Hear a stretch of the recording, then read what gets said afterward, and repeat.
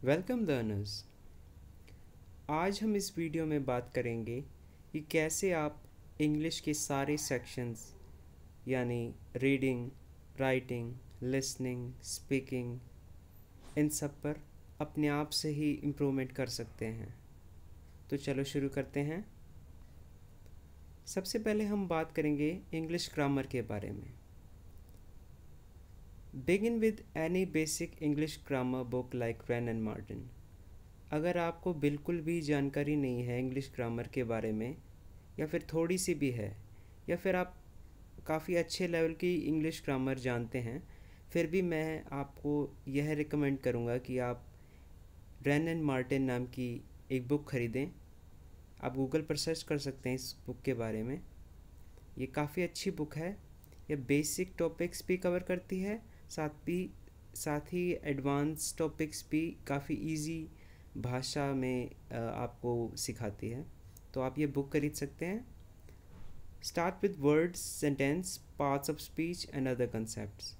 तो ग्रामर शुरू करने के लिए सबसे पहले आपको वर्ड्स के बारे में पता लगेगा, सेंटेंस क्या होता है, उसके बाद पार्ट्स ऑफ स्पीच यानी नाउन यानी संज्ञा, वर्ब क्रिया, विशेषण यानी एडजेक्टिव, एडवर्ब क्रिया विशेषण। आपको इन सब के बारे में इस बुक से पता चलेगा। Don't rush in completing the book, the focus should be on understanding the concept. तो मैं आपको यह बता दूं कि ग्रामर के लिए सिर्फ आप एक ही बुक पढ़ें, आपको कोई 10 बुक पढ़ने की ज़रूरत नहीं है। आप एक बुक को काफ़ी बार पढ़कर उसमें से टॉपिक्स रिवाइज कर सकते हैं और उन्हें प्रैक्टिस कर सकते हैं अपनी प्रैक्टिकल लाइफ में, अपनी प्रैक्टिकल लाइफ में कि कन्वर्सेशंस में, या अगर आप स्कूल में हैं क्लास में वो उस वर्ड का यूज़ कर सकते हैं। तो मैं यही कहूँगा आप ये बुक ख़रीदें रैन एंड मार्टिन की, और इसे ही काफ़ी बार रिवाइज करें। और आपको बहुत जल्दी नहीं करनी है सीखने के लिए, आपको चीज़ों को अच्छी तरह समझना है, भले ही इसमें थोड़ा टाइम भी लग जाए। You don't have to be an expert in grammar, but you need to be aware about basic grammar rules and avoid making common mistakes. तो मैं ये आपको बता दूं कि आपको ग्रामर का एक्सपर्ट नहीं बनना है।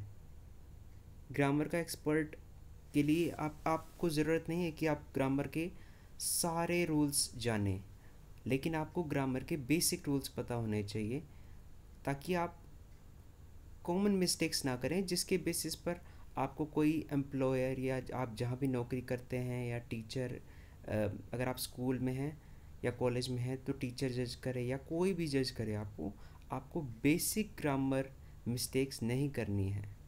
आपको बेसिक ग्रामर रूल्स पता होना चाहिए। You can take just 1 chapter of Wren and Martin for a day.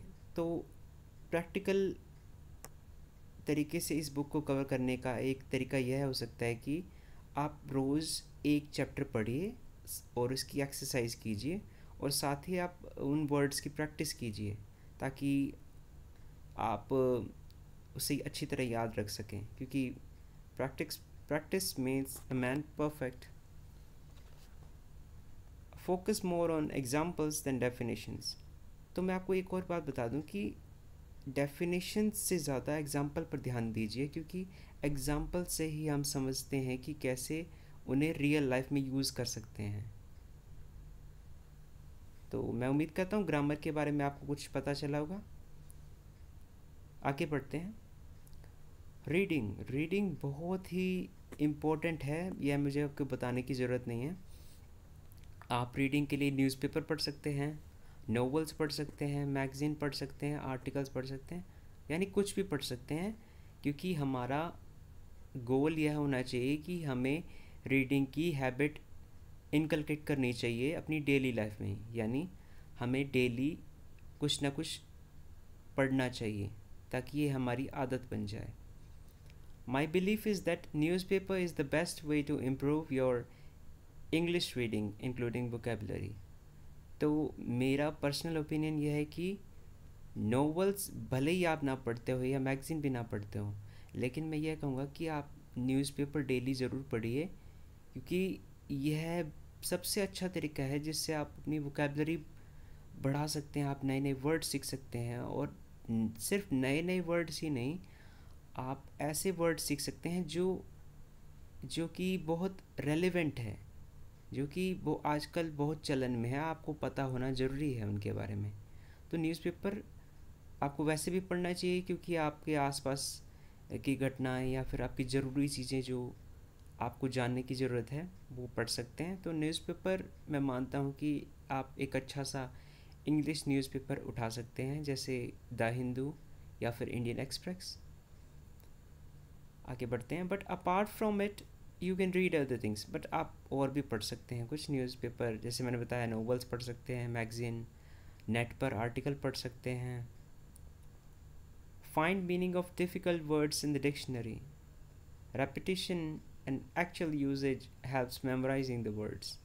तो अगर आपकी रीडिंग स्किल अच्छी नहीं है, अगर आपकी वोकेबलरी ज़्यादा बड़ी नहीं है, तो शुरुआत में आपको दिक्कत ज़रूर रहेगी जब आपको काफ़ी ऐसे वर्ड्स देखने को मिलेंगे जिनका मीनिंग आप नहीं जानते।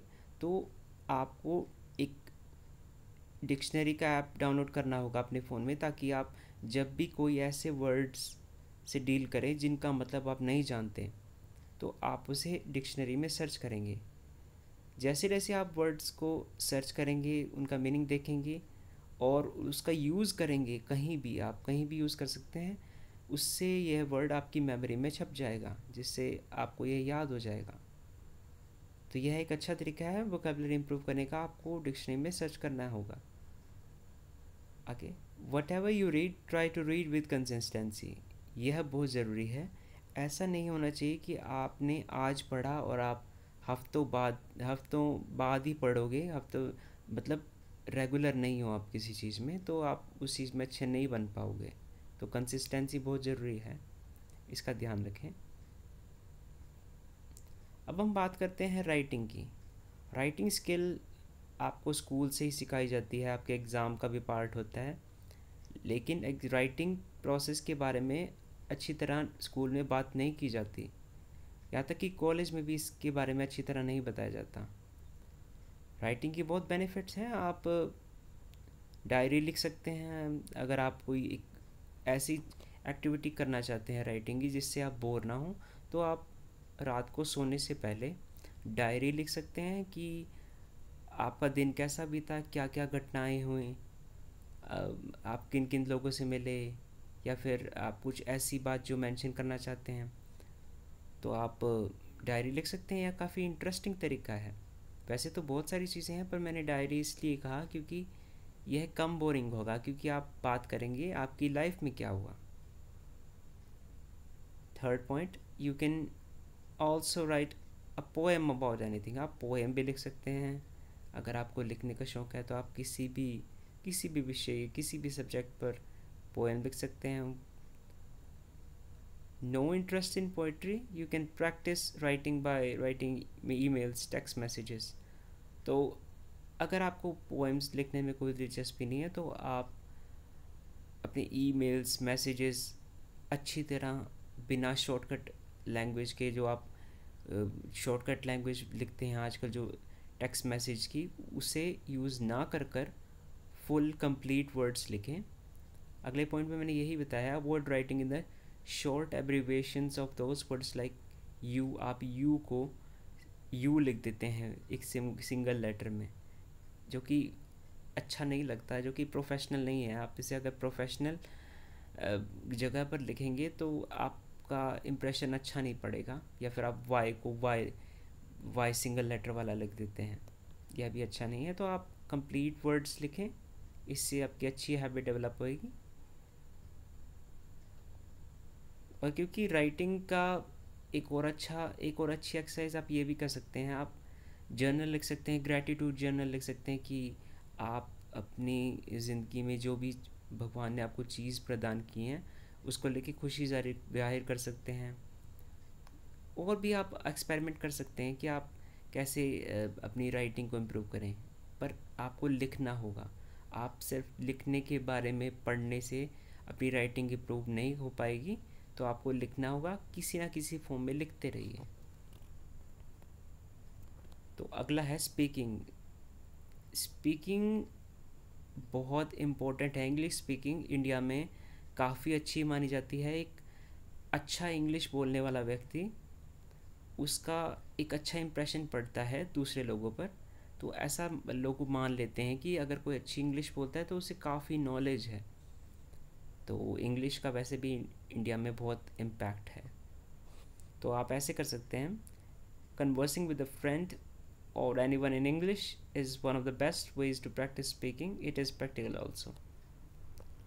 इंग्लिश बोलना सीखने का सबसे बढ़िया तरीका है कि आप किसी से इंग्लिश में बात करें, किसी भी टॉपिक पर, चाहे आप अपनी डेली टू डेली लाइफ के बारे में बात कर रहे हैं, किसी भी चीज़ की बात कर रहे हैं, पर लेकिन वह बात होनी चाहिए इंग्लिश में। या ग्रुप डिस्कशन कर सकते हैं आप।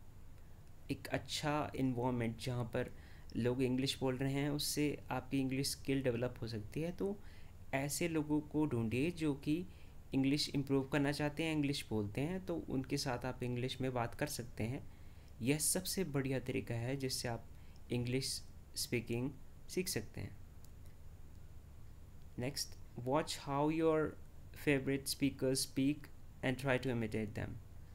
आजकल आपको यूट्यूब की फैसिलिटी प्रोवाइड है, तो आप यूट्यूब या फिर टीवी या कहीं भी जो आपके फेवरेट स्पीकर्स हैं, जिन लोगों को देखकर आपको लगता है कि यह बहुत अच्छे तरीके से बोलता है, उन्हें ध्यान से देखें, उन्हें सुनें और ध्यान दें कि वो कैसे बोलते हैं, ऐसी क्या चीज़ वो करते हैं जिससे आप पर उनका पॉजिटिव इम्पैक्ट पड़ता है। जैसे आप हमारे प्रधानमंत्री नरेंद्र मोदी जी की बात करेंगे, वह अच्छे वक्ता हैं, अच्छा बोलते हैं, तो आप यह नोटिस कर सकते हैं कि वो आराम से बोलते हैं और इमोशनली टच करते हैं लोगों को। तो आप भी ये चीज़ें इम्प्रूव कर सकते हैं अपनी इंग्लिश स्पीकिंग में। You can debate on general issues to practice.